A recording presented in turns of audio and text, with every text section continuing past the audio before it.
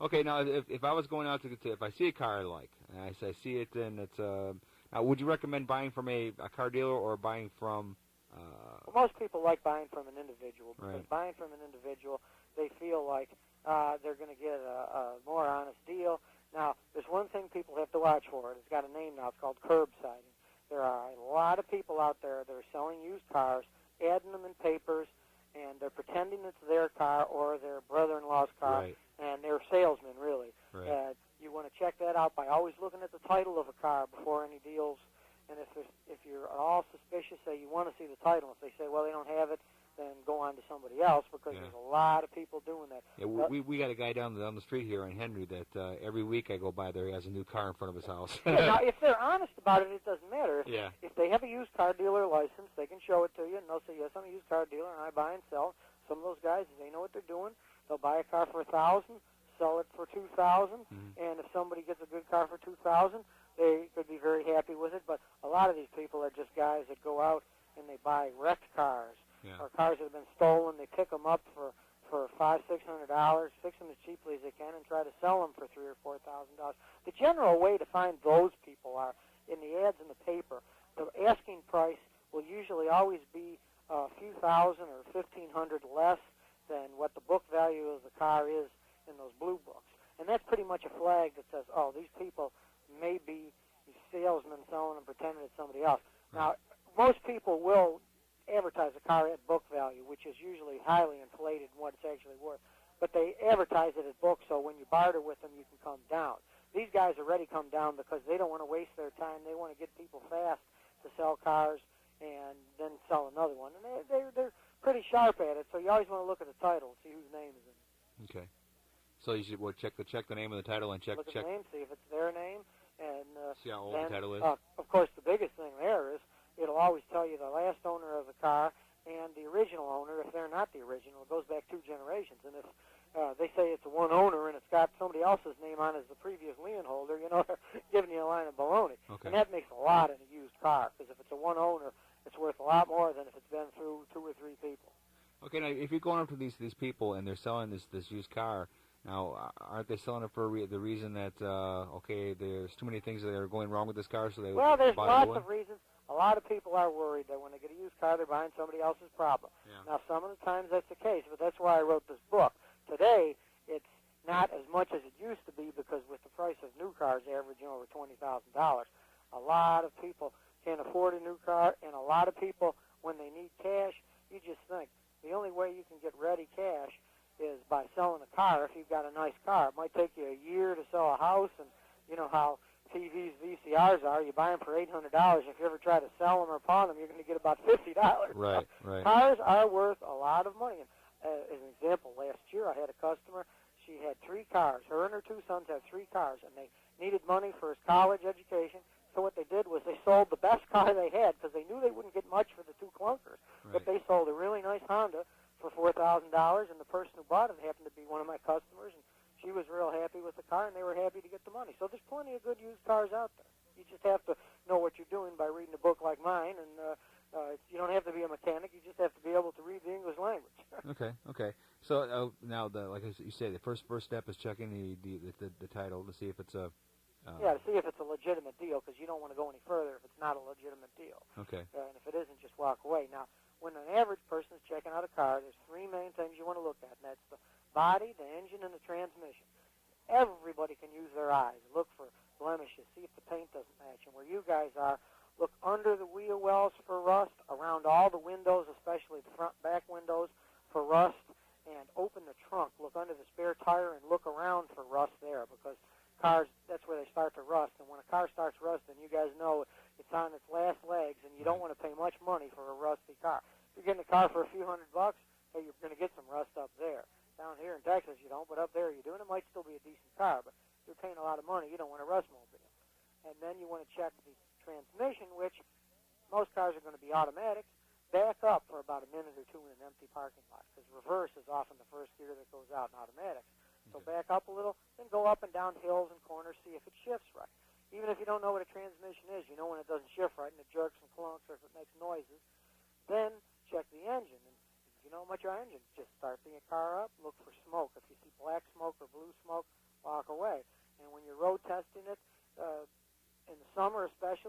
air conditioning, turn the air conditioning on full blast. And when you drive at 10, 15 minutes, hey, look at the temperature gauge.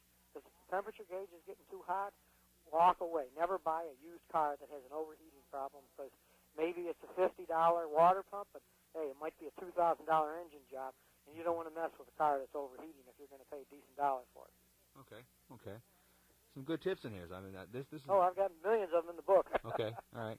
So this is something that I definitely should buy. I think because it's been a very expensive, very expensive lesson for me. I've spent so much money on used cars. I mean, a friend of mine over at the air show this week, we were joking about some car that Robosaurus was going to eat because it looked like a better car than some of the cars that I've had in the past. You know. So I was never a very good judge, a very good judge you know, of this cars. book's only $12.95, and I figured I've saved Americans about $50 million by how many I've sold so far. I figured the average person is going to save about $500, and it's knowledge that anybody can use. And even you, when you said, "Oh, I've lost a lot of money," well, you haven't really, because just think, if you would have bought new cars instead of used, if you bought one for 20. And then when it's 7, 8 years old, it's worth about $3. You just lost $17,000. Right. And I imagine for $17,000, you could get quite a few good used cars. And even if a couple were lemons, you're still coming out ahead of time. Okay. I'll tell my wife that. Well, it's true. I mean, cars are the worst investment Americans make because it's complete depreciation. And I don't even care if you go out and buy classic cars. I used to work with a guy that did classic cars. He'd buy them and fix them up and sell them. And they depreciate like anything else. Oh, yeah. Even though one of these books will say, 1956 Bugatti is worth $500,000. You try to find somebody who's going to pay you $500,000. Yeah. I've had customers all day long buy classic T-Birds and Lincolns and things like that from the 60s, and they were really fixed nice. They picked the things up for $7,000, $8,000. They never have all that much resale value because it's a toy, and not that many people are going to spend $15, $20 grand for a toy. And it's very expensive to keep it up, yeah. Yeah, that they can't use every day anyway. I had a '62 Ford Fairlane that I finally sold because I found out how much money it was going to keep costing me to keep fixing this thing up, and I figured it was time to get out. So. Yeah, when they get that old, they become toys. I have customers just bought a '60 Studebaker with a V8 in it, and it really goes. But the thing is, every time it breaks, you might be laid up for a month or two trying to find parts. Yeah. Now, as far as getting the book, is it available in bookstores? You can order it in any bookstore in the United States, but if you're in a hurry, you can call 1-800-221-9697. And it's only $12.95. It'll save you a lot of headaches. Okay. So 1-800-221-9697. Okay. Or you can order it in any bookstore in the United States. Okay, we got a brand new Barnes & Noble. It's just opened up today. So. Yeah, you can order it there. Just tell my name's Scott Kilmer, just like Val Kilmer. Same last name. Okay, all right. Well, thank you, Scott. Well, thanks for having me on. And maybe we should do a car tip of the week or something, because it's definitely something that I could use. So maybe somebody else out there could use it too. Sure, anytime. Give me a call. Okay, thanks, okay. Scott. Bye. Goodbye. Robert R. Rees, right? Right. Okay. Good morning, sir. Yes. Hi. How are you? And you've got a book out now too. Also, I didn't know this article that I was reading here about James Dean. Bedeviled Car here was in the Fate magazine, but I guess you have a book out now. Now, is the book out on James Dean, or is it on the car? What exactly is the book about? Right. The article you were talking about was in Fate magazine, and then the book I have out is called James Dean Beyond the Grave, and it kind of concerns the paranormal side of James Dean, or the supernatural or psychic side that's not always been delved into. Okay. What's this big fascination with James Dean, do you think? Well, as you know, it continues.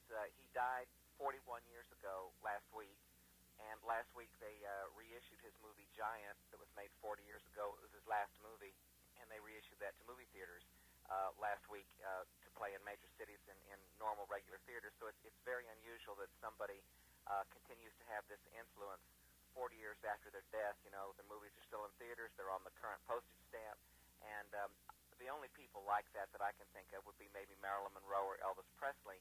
And it's strange, you know, they all came from the 1950s, and yet somehow they're all current and timely and topical, and people continue to identify with the image and symbol that they put out, and there continues to be this fascination for him. Okay. I remember reading things about that, the movie Giant, too. I remember, of course, Rock Hudson was in it. I thought that was one of the worst acting jobs Rock Hudson ever did, but Well, and he was Oscar nominated I know. for that, as well as Jimmy Dean. I couldn't believe that. And I also heard that James Dean, when he was in that movie, during the scene where he was loaded, that they had to redub his voice again because they couldn't understand a word he said. So That's correct. He had it written into his contract that he was not to race his Porsche Spider, which is the car he would die in. He could not race that car until Giant wrapped up shooting. And as soon as Jimmy finished his very last scene in the movie, he took off for the races, and he did die in this car accident on September 30th, 1955. His portion of Giant was finished, but they still had a week or two for some of the other actors to work on the film. And in the last scene where he's supposed to be in an alcoholic stupor, he mumbled some of his dialogue so badly that they did bring Nick Adams on to go ahead and reloop or redub Jimmy Dean's final words on the screen, so they're understandable. okay, all right. So I remember reading about that a long time. Anyway, one thing that when we were talking on the phone a few days back about this James Dean car thing, before we get into the car part of it. Now, I never realized there was somebody else in the vehicle with James Dean. Right.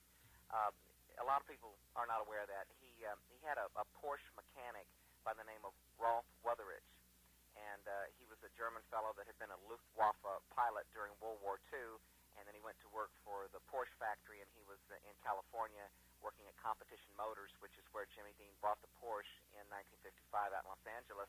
And Dean insisted when he bought the car, it was $7,000 back then, which in 1955, that was a lot of money for a sport car. Uh-huh. And in fact, there were only 90 of these cars ever made back there in the mid-50s. And Jimmy specified when he bought the car that this guy, Rolf Wutherichs, who was a real good mechanic, that guy would accompany him to any of the races and see that the car was kept perfectly tuned up. So when Jimmy was driving the car that day, this guy was in the car with him. And Jimmy died in the wreck, but this guy was thrown clear and was beat up pretty badly, and he was in the hospital for a year. But he did survive the wreck, but then went on to have a tragic life. Okay, can you fill us in a little bit about this guy's life? I mean, that was affected?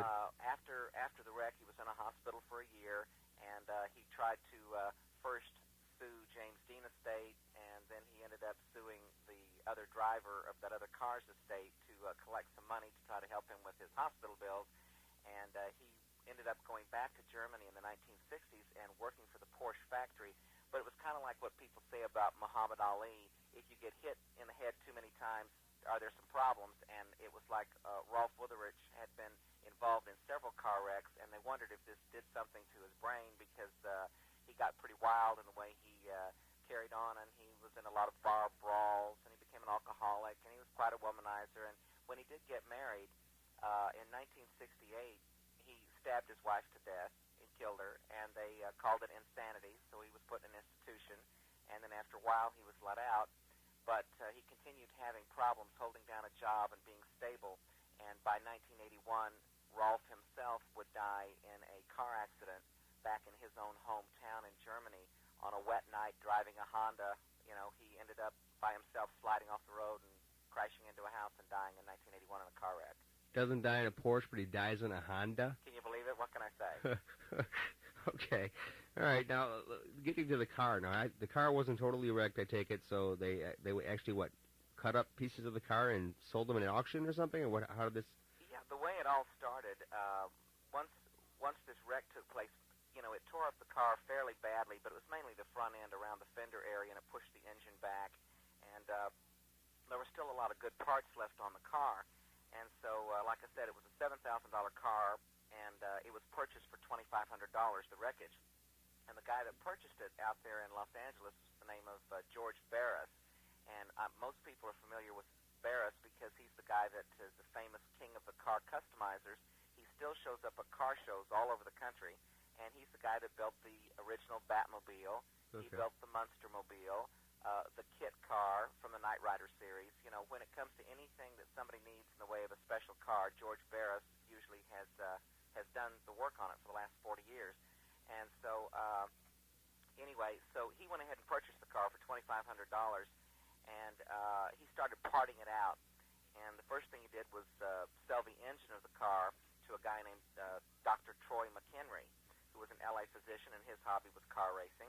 And then he sold the drivetrain, the transmission drive, the transaxle, sold that to another doctor. Both of these doctors put the car parts in their cars, and they were both in the same race at the Pomona Fairground in 1956, a year after Jimmy's death. And both of them ended up in car wrecks that day. One doctor was killed. The doctor that had the engine in the car was killed, and the doctor that had the transmission in the car was badly hurt. And so it's strange, and that's where it started from there. And it seemed like, kind of like, where Mary and her little lamb, wherever the lamb went, trouble followed. And it seemed to happen like this with the car as far as parting it out was concerned. He went ahead, George Barris sold the tires off of the Spider. And, of course, within a week, the tires both blew out, and this caused the driver to be run off the road. And at this time, Barris decided that it was best to quit parting the car out because, for whatever reason, it just seemed like everything went wrong. So instead, he just decided to put it in storage. But he was asked to take it out of storage by the California Highway Patrol because they were thinking that maybe this would be an interesting traveling highway safety exhibit, on James Dean. And, this could happen to you if you don't wear your safety belt and if you're careless or speeding or whatever. So they decided that they would use this then as a traveling exhibit. But the curse continued and strange things, kept happening. The curse continued. When they were transporting the car, things would happen, or what? Yeah, well, okay, part of the time, like one time it was in storage in Fresno, and a fire broke out that burned down the whole building, and it destroyed every car that was in the building except for the Porsche. Of course. And it was slightly scorched. And then, like I said, he crated this car up and started sending it out. And there was a fellow named George Berkowitz that was an employee of the state of California. He was hauling this death car on his flatbed truck, and he lost control of the vehicle, and he was thrown from the cab, but he was killed when this wreckage tore loose from its mooring, and it pinned him down beneath its weight. Huh. Now, this car, it's been misplaced, or I guess there's still the transaxle is still available, and people can still purchase this, but the car itself, was it misplaced, or what happened to the car exactly? Yeah, well, after this one guy was killed, the car, they started touring at about 1956, and for a while, not too much happened in 57 and 58, and then in 59, the car slipped off the truck, and it broke into two pieces on the highway, and that caused a wreck. And then by 1959 in New Orleans, the thing that had been welded together fell apart into 11 pieces, and they put this thing back together again. Finally, the way it wound up, in Florida, in Miami, they had asked to, again, do this safety exhibit situation, and they did their act down there in Florida, and then they went ahead and crated the car up, and they sent it by freight to send it back to George Barris out in Los Angeles. And a week had passed, and the car had not arrived, and so, Barris thought the car was on its way, but it didn't show up, and so he checked into it, and he even hired a private investigator from Pinkerton's to check and see what happened. So finally, the freight car does arrive late in Los Angeles, and then when they unseal it and open up the door and open up the crate, there's no car. So by 1960, the car had vanished, and it has not been seen since. So, of course, the speculation is, was the car stolen? Was it simply misplaced by somebody? Does it still exist? All those questions are still around. Or is the person who stole it still alive? Again, yeah, exactly, because that's been 36 years. Yeah. And I can't help but wonder, like the end of the movie Raiders of the Lost Ark, did it end up just falling into the wrong hands to somebody that didn't know anything about it in a box someplace, just pushed to the back of a warehouse and maybe finally just scrapped? You wonder how something like that does turn out, and it's hard to tell. It has been 36 years. So, but there's still the transaxle is still available. So that's the only thing left of the car. That's the only part, yeah. The transaxle, which had, one of the doctors had been wounded or injured badly when he had used this in his car in '56. He would take that out of his car and he would sell it. And the transaxle, had a serial number on it, and it has been located. And there's a fella out in Los Angeles who is restoring a Porsche Spider, and he is using the original drivetrain or transaxle from James Dean's Spider, and he is using that in his restoration. And last I heard, he still has the car, and he's asking, of course, hundreds of thousands of dollars for the car, and so far he's holding on to it. Huh. But has he driven it yet? I'm not sure about that. Okay, all right. Huh. I'd be a little hesitant myself. Yeah, same here. I'd rather sell it and get it out of my garage. But yeah. Huh. Did this ever cause somebody to write the movie Christine by chance? Yeah, it does make you think that, Yeah, doesn't it? yeah. Because it seems very, very close. The strange thing is all the stuff we've talked about is not just conjecture and hearsay and speculation and myth. Instead, this is all factual truths that can be backed up by legitimate newspapers, not things like the Enquirer or the Globe or whatever, Right. but actual factual reporting. And it's a very strange story, which again makes people wonder, well, how about the people that work with James Dean on Rebel Without a Cause, his most famous picture, because a lot of strange things happened to his co-stars from that film. Okay, now just out of curiosity, name a couple of things that happened out of. Okay, well, in the 1960s, Nick Adams, who was one of the co-stars from Rebel, Right. he died of a drug overdose from formaldehyde in the late 1960s. In 1970s, Sal Mineo, that was in the film, was stabbed to death in the mid-70s and killed outside of his apartment in Hollywood. Then in the 1980s, Natalie Wood mysteriously drowns off the coast of Catalina. And then the main love of Jimmy's whole life was a woman named Pier Angeli that was kind of a minor B actress back in the 1950s, and that was the main love of his life. And she died of suicide before she was 40 years old. Okay. So, of course, that's it could be related to just tragic Hollywood, but yeah. Anyway, it's fascinating. It's fascinating. All these different things happen. As far as saying there was a curse on the car or whatever, I don't know, but it's just very strange, very strange. Now, as far as your book goes, now it's not in bookstores yet, but it can be ordered. Right. The number is to order the book. Okay, the book is $9.95 plus the $1.95 postage, and it's called James Dean Beyond the Grave. And my name is Robert Rees, R-E-E-S, and my address is 20806 Park Canyon in Katy, that's K-A-T-Y, Texas, 77450. Okay. Well, thank you, sir. I appreciate it. This has been very interesting. I always find this kind of stuff fascinating. I don't know why. It's odd, and especially we're in October, and we're headed towards Halloween. And it was just the anniversary of his death last week, so the timing on this seems right, too. Yeah, there you go. Thank you very much. Oscar, I enjoyed it. Thank you. And we might talk. You never know. We'll talk to you again, maybe about your book when it gets huge. I'd be glad to. That'd be great. Okay. Thank Take you. care. Bye. Bye-bye.